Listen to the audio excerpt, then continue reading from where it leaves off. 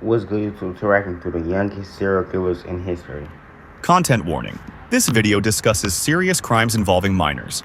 Viewer discretion advised. It's all for content. Amarjeet Sada, age 7 to 8. In I 2007, know damn well that little ass kid did not. I know damn well he did not slime nobody out. I know damn well he did not. He looked too nice. a village in Bihar, India, was shaken by a discovery that would make global headlines. 8-year-old Amarjeet Sada was arrested by police for the murder of 3 infants. He became known What the fuck? This nigga got arrested at 8 years old for killing 3 newborn babies. What the hell? Nigga at 8 years old? Bitch, I was playing fucking Fortnite. Nigga, I wasn't even thinking about shooting nobody for real. as the world's youngest serial killer, a title that still haunts criminal psychology to this day. Amarjeet Sada was born in 1998 in the village of Mushahar, one of Bihar's most impoverished areas. His parents were daily laborers who struggled to feed their large family. Poverty was extreme. Opportunities were non-existent. Life was a daily fight for survival. In 2006, when Amarjeet was just 7 years old, his aunt came to visit, leaving her infant daughter in the family's care while she went to work in the city. While Amarjeet's mother went to the market, she left young Amarjeet to watch his baby cousin and his younger sister. What happened next was unthinkable. According to reports, Amarjeet harmed the baby, eventually causing her death. He concealed the body in tall grass near the home. When his aunt returned and discovered what happened, the family was devastated. But here's where the story takes an even darker turn. They didn't report it to authorities. In their community, such matters brought shame and could lead to social and economic ruin. The death was covered up, attributed to illness or accident. Months later, Amarjeet's own infant sister died under similar circumstances while the family slept. Again, there were suspicions, but the family remained silent. Some members reportedly knew or suspected what Amarjeet had done, but these were considered family matters. The cycle of silence continued. It wasn't until 2007 that the outside world learned the truth. A 6-month-old baby named Khushbu disappeared from a local primary school. The community searched frantically. When police investigated, witnesses reported seeing young Amarjeet near the school that day. Under questioning, the 8-year-old confessed, not just to Khushbu's death, but to the earlier incidents involving his cousin and sister. Psychologists who have But if I was a cop, this the last thing I think of. Oh, that 8-year-old just slimed out everybody. That 8-year-old just did this. That's the last thing I would think. Like, I don't even think. Like, do y'all think the cops was thinking about, oh, we gotta check this 8-year-old or something? evaluated Amarjeet Nigga's 8. described him as showing no understanding of right and wrong. One called him someone who derived satisfaction from causing harm. Others noted he appeared to lack empathy entirely. The International Journal of Indian Psychology published analysis suggesting severe neglect and possible mental illness, though some reports also claimed potential abuse in the home. Indian law presented a unique challenge. Children cannot be sentenced to death or sent to adult prison in India.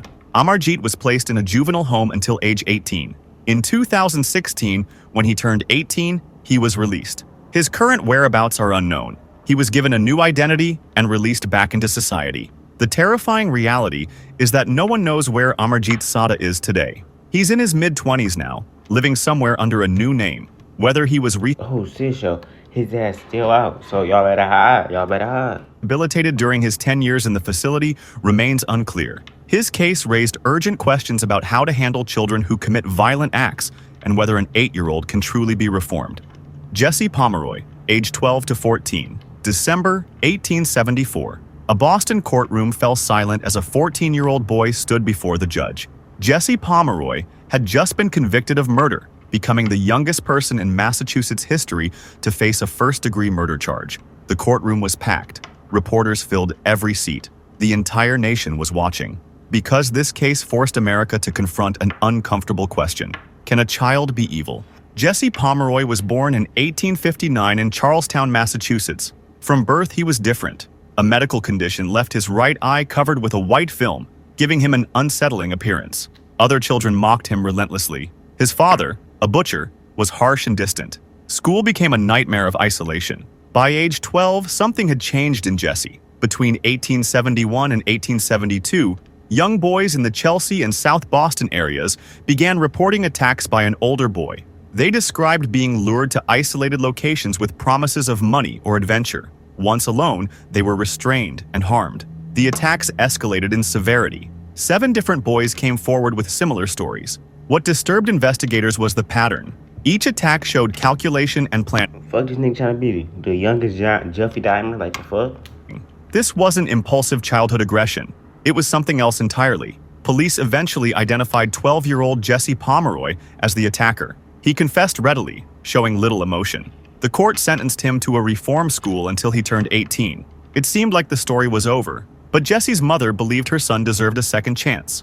She lobbied for his early release, and in February 1874, after serving just 17 months, Jesse was freed. 6 weeks later, 2 children went missing. In March, 10-year-old Katie Curran vanished after visiting the Pomeroy. If I had a good chance like that, he got out and did the same junk. Like, nigga, what the fuck do you be thinking?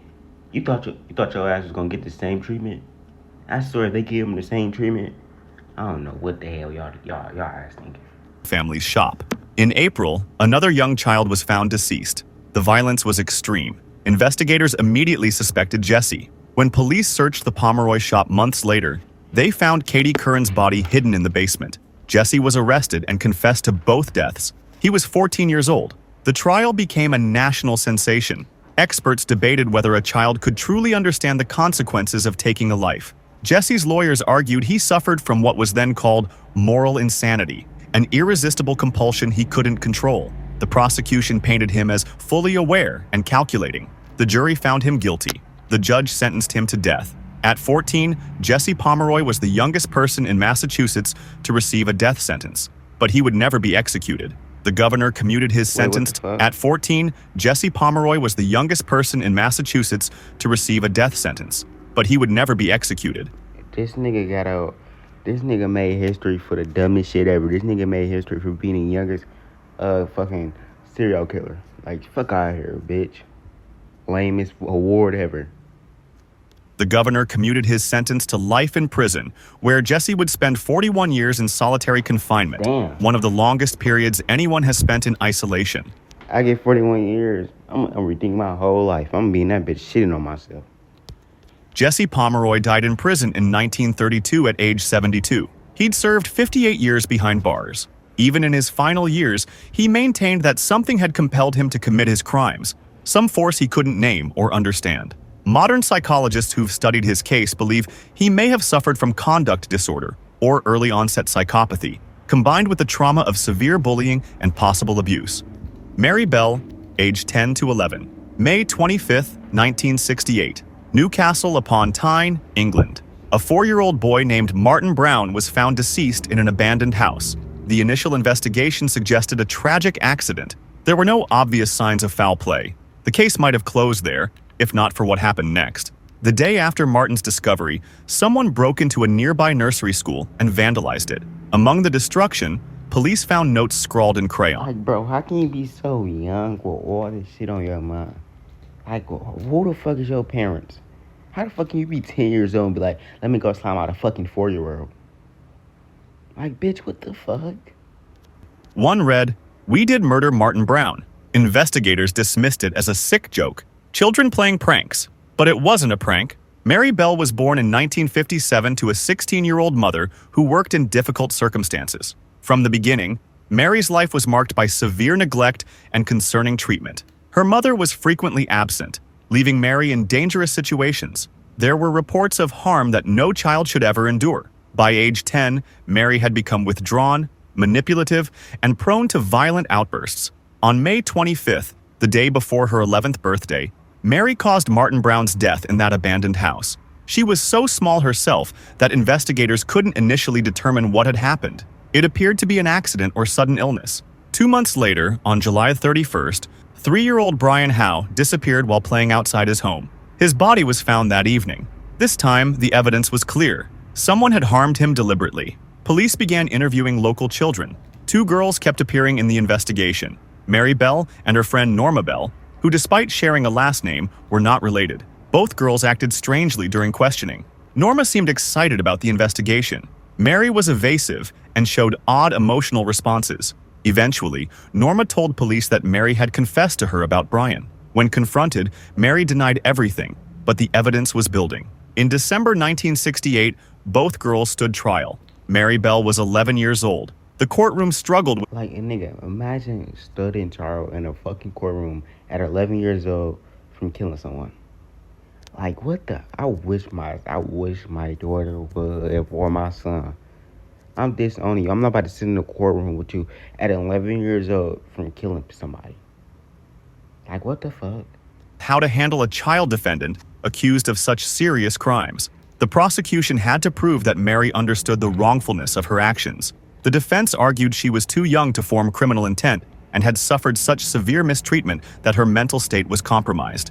After deliberation, the jury found Mary guilty of manslaughter due to diminished responsibility, not murder. Norma was acquitted. Mary was sentenced to be detained at Her Majesty's pleasure, essentially an indefinite sentence. She was sent to a secure facility for young offenders. Mary served 12 years before being released at age 23. She was given a new identity and lifelong anonymity to allow her a chance at rehabilitation.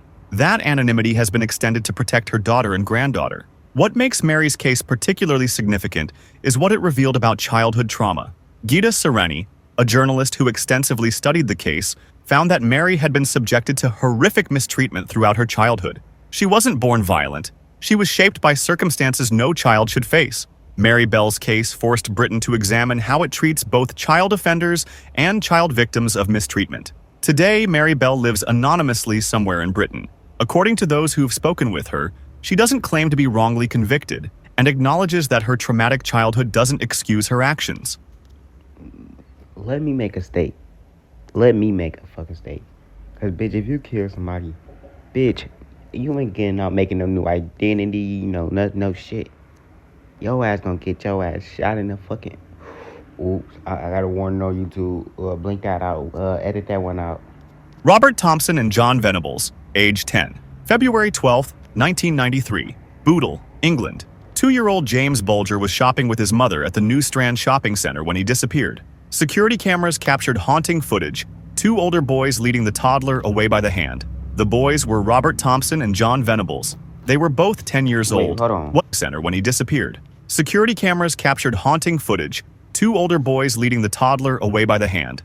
The boys were Robert Thompson and John Venables. They were both 10 years old. What followed was one of the most shocking crimes in British history. The 2 boys led James on a 2.5-mile walk through Liverpool. Dozens of people saw them. Some even asked if the toddler was okay. The boys told them he was their brother, or that they were taking him to the police station. No one intervened. They eventually brought James to a railway line in Walton. There, away from witnesses, they attacked him. The violence was extreme and prolonged. Like, bro, what the fuck? What makes you want to do that? Like, how horrible is your fucking life? Attack your fucking self, bitch. How about fucking that, boy? Damn, out ass car. They left his body on the tracks. 2 days later, James's remains were discovered. The nation was horrified. Police reviewed CCTV footage and released images of the 2 boys. Anonymous Like, look at them little shits. Look at them fucking little shits. Them little fucking donkeys. Them are little fucking donkeys. tips led them to Robert Thompson and John Venables, both of whom had been absent from school that day. During questioning, both boys initially denied involvement. Eventually, under pressure and with evidence mounting, they began admitting to parts of what happened, though each blamed the other for the worst of it. The backgrounds of both boys revealed. Of course, they're fucking 10. They're gonna blame it. Nigga, they're gonna just snitch on each other, nigga. They hear 1 year, nigga, they think that shit is a billion years. Troubled homes. Robert Thompson came from a family where violence was common. He'd witnessed and experienced severe mistreatment from a young age. John Venables also had a difficult upbringing, though different in nature. Both boys had shown behavioral problems at school. In November 1993, Thompson and Venables stood trial. Because of the severity of the crime, they were tried in an adult court, though accommodations were made for their age. The trial was extraordinary. Imagine getting charged as an adult at 11 fucking years old. Like, come on now. Like, bitch, I'm not coming to my kid court hearing if he's a fucking 11 years old, he's getting charged. I'm not coming, bitch. You getting this on. Really difficult. The judge, jury, and public struggled with the reality that 10-year-old children had committed such an act. Both were found guilty and sentenced to detention at Her Majesty's pleasure. The judge called it an act of unparalleled evil and barbarity. But determining how long they should serve proved controversial. The original recommendation was 8 years, later increased to 10. which meant they'd be released as teenagers. Public outrage was intense. James Bulger's family was devastated, feeling that justice hadn't been served. But in 2001, when both boys reached age 18, they were released with new identities and lifelong anonymity orders. Oh, hell to the fuck no. Like, god damn it, bro. Like come on now, bro. Fuck is y'all releasing these niggas for? To protect them from vigilante violence. Since then, their paths have diverged. Robert Thompson has reportedly not reoffended and has lived quietly under his new identity. John Venables, however, has been recalled to prison twice, both times for offenses related to inappropriate images of children. His repeated offenses have reignited debates about whether he should have been released in the first place. The James Bulger case remains one of the most analyzed and debated cases in British legal history. It raised fundamental questions. At what age can someone be held fully responsible? Can children who commit such acts be rehabilitated? And how do we balance punishment with the understanding that children's brains are still developing? Craig Price, age 13 to 15, September 5th, 1989, Warwick, Rhode Island. Police responded to a disturbing scene at a family home. Inside, they found 3 victims. The violence was extreme and shocking. The community was terrified. A dangerous killer was on the loose. What police didn't initially realize was that the killer lived just a few houses away, and he was 15 years old. Craig Price was born in 1973 and grew up in the Buttonwoods neighborhood of Warwick. To his neighbors, he seemed like a normal kid, athletic, involved in sports, generally friendly. He was known as Iron Man because of his... Okay, a black nigga name is Iron Man. Oh, fucking care. Then this nigga, he fucking play basketball. I mean, every black nigga is athletic. Not my black ass. Not my black ass, bitch. Eyes and strength. His teachers described him as bright, but beneath that normal exterior, something was deeply wrong. On July 27, 1987, when Craig was just 13 years old, he committed his first act of violence. His victim was Rebecca Spencer, a 27-year-old mother who lived 2 houses away from the Price family. Craig broke into her home and attacked her. The crime was brutal and appeared motiveless. Police had no suspects. The case... What the fuck you slime her off for? What the fuck she do to you, nigga? Went cold. For 2 years, nothing happened. Craig went to school, played sports, and lived what appeared to be a normal teenage life. Then, on September 1st, 1989, he struck again. This time, his victims were the Heaton family, Joan and her 2 young daughters. Craig later admitted he was under the influence of substances when he broke into their home that night. The breakthrough came 4 days later. Police noticed that Craig had an injury on his hand, which he claimed was from an unrelated accident. A search of his home revealed concerning evidence. Under questioning, Craig confessed, not just to the Heaton family attacks, but to Rebecca Spencer's death 2 years earlier. His confession was chilling in its lack of remorse. When asked why he did it, he couldn't provide a clear answer. Craig Price was arrested. Niggas like this, I'd be beating their ass in the corner. There's no way you just saying, oh, I just did it, you know. So chill about it. I'm gonna beat the fuck out of you, bitch. I don't give a fuck if I get fired. I'm gonna beat the fuck out of you. How about fucking that? Just weeks before his 16th birthday, this presented a massive legal problem. Under Rhode Island law at the time, juveniles could not be tried as adults, regardless of how serious their crimes were. This meant Craig could only be held until age 21. Despite killing 4 people, he would serve a maximum of 6 years. The community was outraged. How could someone who'd committed such violent acts be released after just a few years? Citizens formed groups to lobby for legal changes. The case attracted national attention. Even President Bill Clinton weighed in, advocating for reforms to juvenile justice laws. Rhode Island passed new legislation allowing juveniles to be tried as adults for serious crimes. But these changes couldn't be applied retroactively to Craig Price. He'd beaten the system, or so it seemed. While incarcerated, Craig's behavior ensured he wouldn't be released at 21. He repeatedly got into fights, assaulted corrections officers, and violated institutional rules. Each infraction resulted in additional charges and extended sentences. In 2004, he was transferred to Florida's prison system, where he continued his pattern of violence. Oh my fucking God. In 2017, Craig Price was charged with attacking another inmate. He pleaded guilty and received an additional 25-year sentence. Now in his early 50s, Craig Price remains behind bars and likely will for the rest of his life. It's like, bro, you get a good chance. Why the fuck is you wrong this shit so stupid ass?